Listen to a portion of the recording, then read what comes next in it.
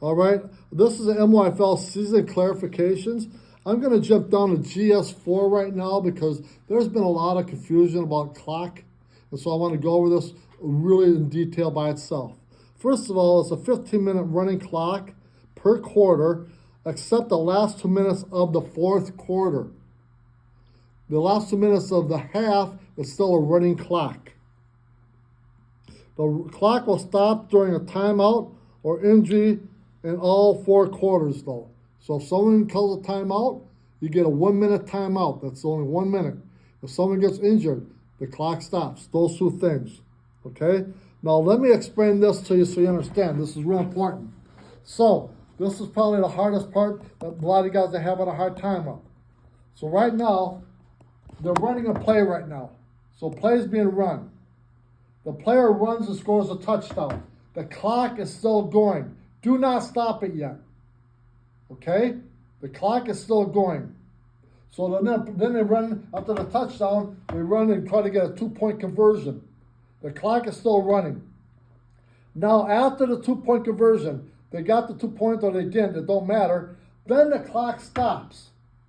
After the 2-point conversion. Not after the touchdown, but after the 2-point conversion, the clock stops. Then the other team lines up to run a play on the next possession. As soon as they snap the ball and they run the play, then the clock starts again. I hope that you show this to your clock people and you guys understand now that this is a sequence of how it works. Again, you run the play, you score the touchdown, the clock's still going, 2-point conversion is still going, the 2-point conversion is over, it stops. You line up with the next team to get the ball, it starts again. Thank you. All right, back to MYFL season clarifications.